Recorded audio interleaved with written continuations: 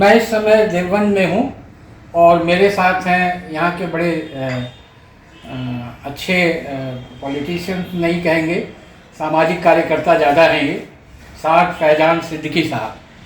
तो उनसे हम जानने की कोशिश करेंगे कि आखिर इस पूरे इलाके में चुनाव को लेकर क्या गहमागहमी चल रही है और लोगों के मन में क्या है और देश की जो तस्वीर और तकदीर बनने वाली है उसको लेकर साथ फैजान सिद्दीकी साहब क्या सोचते हैं। तो सिद्दीकी साहब, आपका बहुत बहुत स्वागत है दिल्ली न्यूज़ 24x7.com में। मैं उम्मीद करूंगा कि आपसे अच्छी बातचीत होगी। तो आइए देखते हैं कि साथ साहब का अलग अलग मुद्दों पर क्या राय है। इस चुनाव को किस तरह देखते हैं? देश के बदलाव में इस चुनाव की क्या भूमिका होगी? देखिए साहब, चुनाव जो है वो साफ है। एक तरफ वो लोग हैं जो मज़हब का सहारा लेके इस चुनाव को जीतते भी आए हैं और जीतना भी चाहते हैं आगे, और एक तरफ वो लोग हैं जो इस चुनाव के अंदर पहले भी संविधान को बचाने के लिए लड़ रहे थे और आज और शिद्दत उनमें संविधान को बचाने के लिए बढ़ गई है। ऐसे भी लोग हैं उस संविधान को बचाने के लिए इस बार जो साथ आए हैं, जिन्होंने पहले हो सकता है रोज़गार की वजह से वोट दिया हो सकता है उन्होंने इसलिए वोट दिया हो कि अच्छे दिन आएंगे, हो सकता है उन्होंने इसलिए वोट दिया हो कि सबका साथ और सबका विकास का नारा था और उन्हें महसूस ये हुआ कि कुछ अपने आप को ठगा हुआ महसूस कर रहे हैं। तो मुझे ऐसा लगता है कि इस बार जो इलेक्शन है वो सिर्फ़ और सिर्फ मुल्क के आइन को, संविधान को बचाने का इलेक्शन है। तो क्या सर आपको लगता है कि जो मुल्क का आइन है, संविधान है, लोकतंत्र है और जो हमारी धर्मनिरपेक्षता है वो कहीं से खतरे में नज़र आती है आपको? मुल्क का आइन और मुल्क की जो धर्मनिरपेक्षता है, जो खूबसूरती है, वो इस संविधान के अंदर है। जब हम बात करते हैं कि हम यहाँ पे आर्टिकल 371 लाएंगे, या हम जब बात करते हैं कि यहाँ पे हम लोग तलाक कैसे दी जाए, जब हम बात करते हैं कि यहाँ पे क्या खाया जाए और क्या नहीं खाया जाए, किस रंग में बांटा जाए, मुझे ऐसा लगता है कि इस मुल्क के अंदर इन सब चीज़ों से ज़्यादा ज़रूरत है कि हम इस मुल्क के रोज़गार के ऊपर ज़्यादा बात करें। हमें बात करनी चाहिए इस मुल्क के अंदर कि हमारे मुल्क में नौजवानों की आबादी सबसे ज़्यादा है। ये एक यंग पॉपुलेशन है और मुल्कों के लिहाज में यूरोप हो या वेस्टर्न कंट्रीज़ हो, यूएस हो, वहाँ पे आबादी बुज़ुर्गों की ज़्यादा है। हमें इस यंग आबादी को सही से चैनलाइज करने की ज़रूरत है। अगर हम इसको सही डायरेक्शन दिखाएंगे तो मुझे ऐसा लगता है कि वो दिन दूर नहीं कि जैसे हिंदुस्तान सोने की चिड़िया पूरी दुनिया में कहलाया जाता था, दोबारा वो सोने की चिड़िया कहलाया जाए।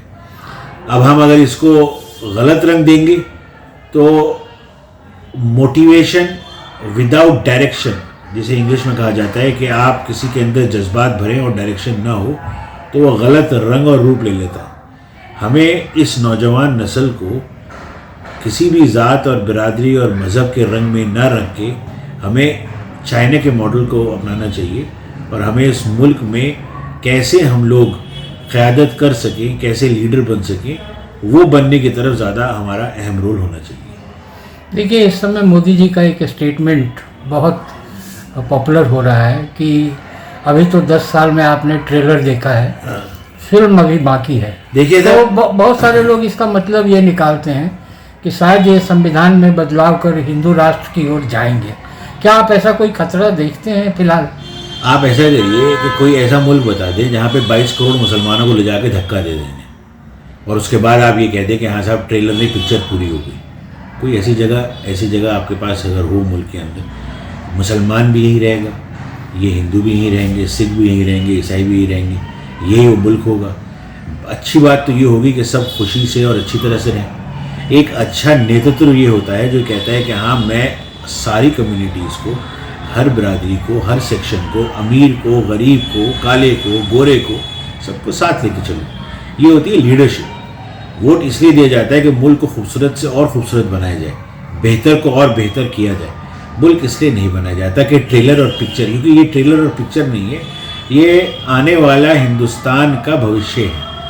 ये जो सरकारें आती हैं ये हिंदुस्तान के आने वाले मुस्तकबिल को तय करती हैं।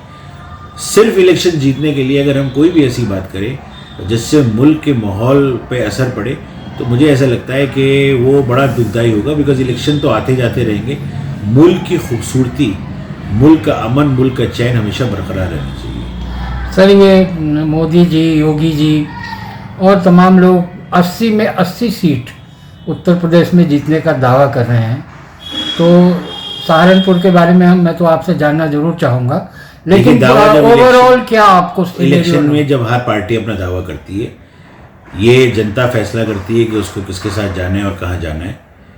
जिन मुद्दों पे लड़ाई की जाती है उन मुद्दों को कहा जाता है कि हमने ये किया कि नहीं किया, लेकिन असल फैसला तो जनता के हाथ में होता है। ये दावा कर देना कि हम सारा ही हिंदुस्तान जीत लेंगे, तो ये भी गलत है। आपने देखा कि जो पिछले इलेक्शन 5 स्टेट्स के हुए, उन 5 स्टेट्स के इलेक्शन के अंदर तकरीबन 9 लाख कुछ वोट बीजेपी को पड़ा और 10 लाख के करीब कांग्रेस और अलायंस को पड़ा। लेकिन जीत चूँकि गिनती और जीत जो है वो बीजेपी की हुई, लेकिन किसी भी लेवल पे वोटिंग परसेंटेज अपोजिशन का कम नहीं रहा है। तो ये कह देना कि सारा अपोजिशन भी हम ले लेंगे। पार्लियामेंट की खूबसूरती ये है कि उसके अंदर जो मेजॉरिटी है उसके साथ एक बड़ा मजबूत अपोजिशन हो, जिससे सही फैसले पार्लियामेंट में लिए जाएं।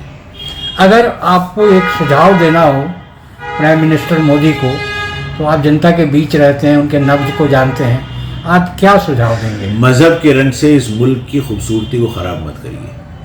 आपके सारे अच्छे कामों के ऊपर ये जब मज़हब का रंग ढल जाता है, और सबसे बुरी बात ये होती है कि ये आने वाली नई पीढ़ी इसको नहीं समझ पाती, वो जोश में होश खो बैठती है और आने वाला मुस्तकबिल हिंदुस्तान का ख़तरे में पड़ जाता है जब हम किसी भी एक मज़हब के रंग में इसको चलाएंगे। तो हमारा मुल्क की जो खूबसूरती है, जो हिंदू मुस्लिम एकता है, उस गहवारे के अंदर एक दाग लग जाता है। हिंदुस्तान आज पूरी दुनिया की निगाह हिंदुस्तान पे टिकी हुई है। एक यंग पॉपुलेशन है।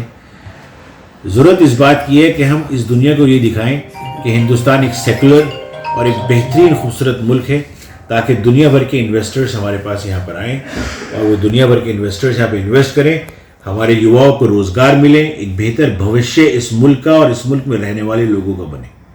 तो आपने देखा हमारे साथ थे साद फैजान सिद्दीकी साहब, और उन्होंने बड़ी बेबाकी से हर मसले पर अपनी बात कही। हालांकि शुरू में ये थोड़े घबरा रहे थे और इन्होंने कहा कि मैं ज़्यादा बात नहीं करूँगा, लेकिन जब सवालों का और जवाबों का सिलसिला चल पड़ा तो इन्होंने वो सारी हदें तोड़ दी और अपने दिल की बात कही।